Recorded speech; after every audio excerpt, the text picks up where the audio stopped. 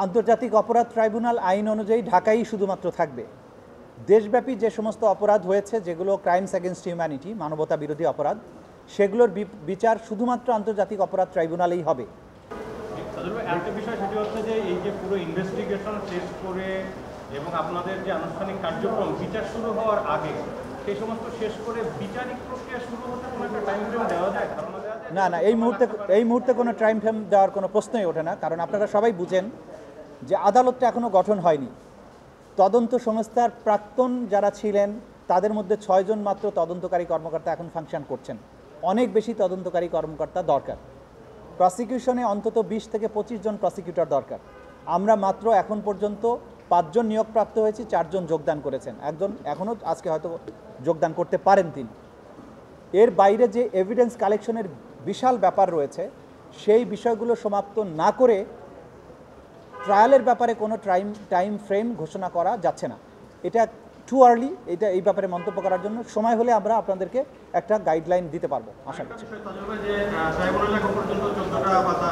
মামলা এসেছে আর এর বাইরে হত্যা মামলা হয়েছে সারা দেশে। এখন মামলার সবগুলোর ধরন তো একই রকম, বাকি মামলাগুলো কি এখানেই আসবে? আপনাদের রিকমেন্ডেশন কি এখানেই আসে নাকি এলাকা অনুযায়ী বা কোর্ট অনুযায়ী বিচার করা? আন্তর্জাতিক অপরাধ ট্রাইব্যুনাল আইন অনুযায়ী ঢাকাই শুধুমাত্র থাকবে। দেশব্যাপী যে সমস্ত অপরাধ হয়েছে, যেগুলো ক্রাইমস এগেনস্ট হিউম্যানিটি, মানবতা বিরোধী অপরাধ, সেগুলোর বিচার শুধুমাত্র আন্তর্জাতিক অপরাধ ট্রাইব্যুনালেই হবে। কিন্তু সেই আন্তর্জাতিক অপরাধ ট্রাইব্যুনাল গঠনের আগে কোনো থানায় বা কোনো ম্যাজিস্ট্রেট কোর্টে যদি কোনো মামলা হয়ে থাকে, সেই মামলাগুলো তদন্তকালে এগুলো আমরা একটা প্রজ্ঞাপনের মাধ্যমে আন্তর্জাতিক অপরাধ ট্রাইব্যুনালের কাছে নিয়ে আসব এবং সেই তদন্তটা মূলত করবেন আমাদের তদন্ত সংস্থা। করে সেই মামলাগুলোর সমস্ত তথ্য প্রমাণাদি বিশ্লেষণ করে আন্তর্জাতিক অপরাধ ট্রাইব্যুনালের কাছে আমরা সেটাকে যথার্থ মামলা আকারে উপস্থাপন করব। সেই ক্ষেত্রে মামলা কয়টা হবে সেই বিষয়টা পরবর্তী সময়ে সিদ্ধান্ত নিয়ে আমরা জানাবো। আরেকজনে আরেকটা প্রশ্ন করেছিলেন যে পুলিশের বিচার আলাদা হবে কিনা, মন্ত্রীদের বিচার আলাদা হবে কিনা। না, আমরা দেখছি অপরাধকে, যে একটা অপরাধ যখন সংগঠিত হলো, সেই অপরাধটা প্রথম মানে গ্রাউন্ডে যিনি করলেন, শুরু করে পেছন থেকে কমান্ড করে করে করে করে কোথায় সিদ্ধান্ত হলো, কার হুকুমে হলো, কিভাবে এটা বাস্তবায়িত হলো, এই পুরো জিনিসটার তদন্ত করে সেটাকে বিচারের আওতায় নিয়ে আসবো। সুতরাং এর মধ্যে কারা পড়ছে সেটা আমাদের দেখার বিষয় না, কিন্তু একটা অপরাধের সংগঠিত হওয়ার সামনে পেছনে সব কিছু মিলিয়ে যারা আছেন তাদের মিলিয়ে একটা বিচার হবে। এটা হচ্ছে আপাতত দৃষ্টিতে, আইনের দৃষ্টিতে যে ব্যাখ্যা, সেটা আপনাদের জন্য।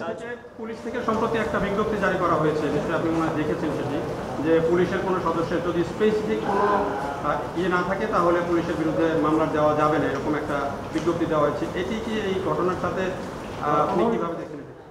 পুলিশের ভেতরের আভ্যন্তরীণ বিষয় নিয়ে তারা কি বলছেন এগুলো আমরা বিবেচনায় নিচ্ছি না।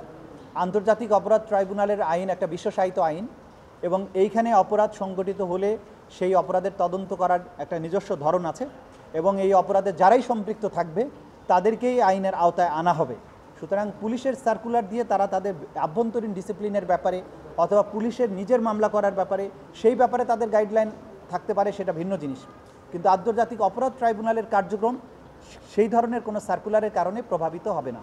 আমি বলি যে সুসংগঠিত বাহিনী হিসেবে আপনি যেটা বলছিলেন যে না একই আইনি বিচার হবে, সেক্ষেত্রে আমরা দেখেছি বিজেপির অনেকেও কিন্তু এ ধরনের ঘটনা ঘটিয়েছেন, তাদের কিন্তু আলাদা একটা বিচার হয়েছে, হয়তো সেই ঘটনা ভিন্ন।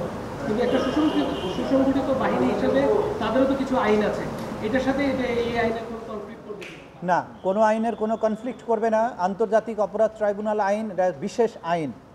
এই আইনের অপরাধে আপনারা যদি আইনটা কেউ কখনো পড়ে থাকেন বুঝবেন যে এই আইনের মধ্যে যদি কোনো অপরাধ হয়, ক্রাইমস এগেনস্ট হিউম্যানিটি হয়, মূলত এই অপরাধগুলোর মধ্যে আর্মড অ্যান্ড অক্সিলিয়ারি ফোর্সেস এই কথাগুলো বলা হয়েছে।